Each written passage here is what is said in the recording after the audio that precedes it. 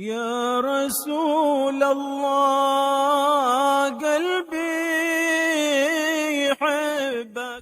Di dalam kitab Mukhtar Ahadits Nabawiyah wal Hikam al-Muhammadiyah yang dikarang oleh Sayyid Ahmad al-Hashimi rahimahullah ta'ala, di halaman ke-14 di hadis ke-113 ada satu hadis baginda Rasul Nabi Muhammad SAW yang berbunyi, idza tannat udhunu ahadikum falyadhkurni wal yusalli alayya wal yaqul dzakarallahu man dzakarani bi khairin. Apabila telinga salah seorang di antara kalian itu berdenging, maka ingatlah aku. Maksudnya mengingat baginda Rasul Nabi Muhammad. Wal yusalli alayya, dan berselawatlah kepada aku, berselawat kepada baginda Rasul Nabi Muhammad sallallahu alaihi wasallam. Wal yaqul, dan hendaklah dia berkata, zakarallah man zakarani bi khairin. Allah Subhanahu wa taala mengingat siapa saja yang mengingatku dengan kebaikan. Ini doa yang dibacanya ketika ada telinga di antara kita yang berdenging. Lalu kemudian datang pertanyaan di YouTube channel kami bahwasanya ini hadis adalah hadis yang dhaif, yang lemah, atau hadis ini adalah hadis yang maudhu. Sebagaimana dikatakan oleh Nasiruddin Albani, beliau menilai hadis ini adalah hadis yang maudhu, hadis palsu. Sebagaimana dia jelaskan di dalam kitabnya Silsilah Ad-Dhaifah, di dalam hadis nomor ke-2631. Dan hukum maudhu ini juga sebelumnya sudah dikuatkan dengan pendapatnya Imam Hafiz Ibnul Zawji dalam kitabnya Al-Mawdu'at. Begitu juga Imam Ibnu Qayyim dalam kitabnya Al-Manarul Munif. Bahkan Imam Ibnu Qayyim mengatakan bahwasanya kullu hadisin fitaninil udhun fahuwa kadzibun. Semua hadis yang menjelaskan tentang dengingan telinga hukumnya adalah hadis yang dusta. Bahkan Al-Hafidz As-Suyuti beliau memasukkan hadis ini ke dalam kitabnya yang bertema kumpulan hadis-hadis palsu. Begitu juga Al-Alama Al-Imam Syaukani. Beliau ini mengatakan bahwa hadis ini adalah hadis yang maudhu atau hadis yang palsu. Makanya mereka mengatakan atau menghukumi hadis ini hadis yang maudhu atau palsu.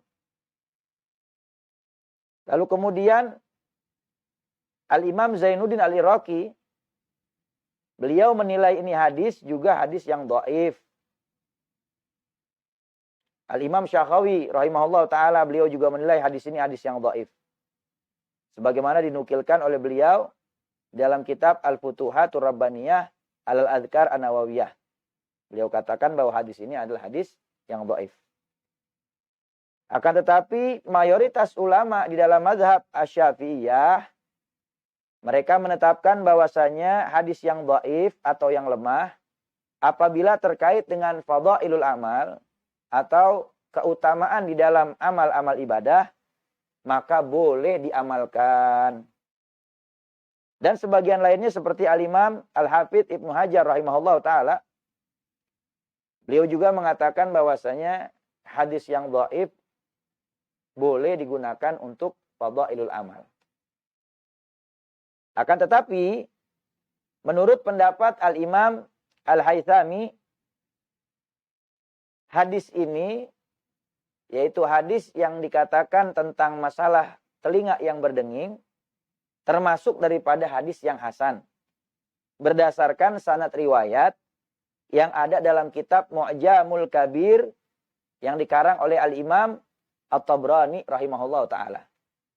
Di dalam kitabnya Al-Imam Tabrani Mu'jamul Kabir dikatakan bahwasanya hadatsana Ahmad bin Amr Al-Ghatrani, hadatsana Abu Rabi Az-Zahrani, hadatsana Hibban ibn Ali an Muhammad bin Ubaidillah bin Abi Rafi an akhihi Abdullah bin Ubaidillah bin Abi Rafi an abihi an jaddihi qala Rasulullah sallallahu alaihi wasallam,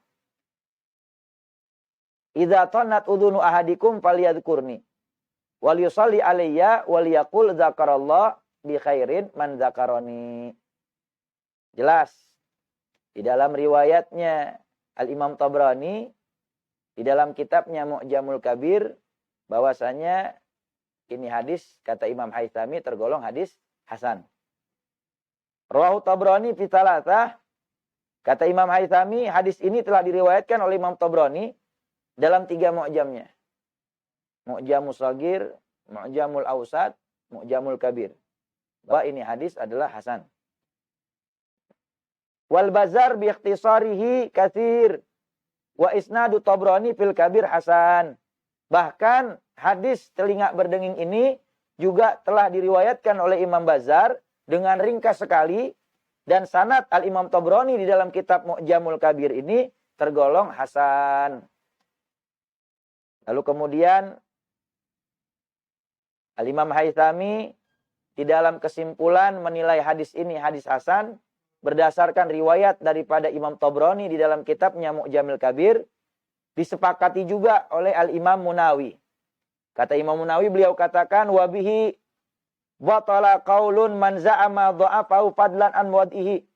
Maka kata Imam Munawi, dengannya ucapan orang yang menyangka lemahnya hadis ini menjadi batal. Apalagi orang yang mengatakan hadis ini hadis maudhu, hadis palsu. Maka omongan mereka semua, kata Imam Munawi, dikategorikan batal. Bal aqulu al-matnu sahih. Faqat rawahu Ibnu Khuzaimah fi sahihihi bilafdil madhkur an Abi Rafi' wa huwa mimman iltazama takhrizu sahih. Bahkan saya tegaskan, kata Imam Munawi, matan ini atau isi daripada hadis ini sahih. Isi daripada hadis idza tannat udunu ahadikum falyadhkurni wal yusalli alayya wal yaqul zakarallah man zakarni bi khair. Isi daripada hadisnya ini adalah sahih. Bahkan Imam Ibnu Khuzaimah telah meriwayatkan di dalam kitab sahihnya, yaitu Sahih Ibnu Khuzaimah, dengan lafaz hadis tersebut daripada riwayat Abu Rafi, jalurnya Abu Rafi. Sementara ini beliau Ibnu Khuzaimah termasuk dalam kelompok ahli hadis yang menetapkan bahwa periwayat yang sahih dalam kitabnya tersebut. Wabihi syana'u ala Ibnul Juzi, dan dengan sebab inilah kemudian mereka para ulama mencela Al-Imam Ibnul Jauzi dan juga yang lainnya yang mengatakan bahwa hadis ini adalah hadis dhaif fadlan an wadihi, terlebih lagi yang mengatakan ini hadis adalah hadis palsu.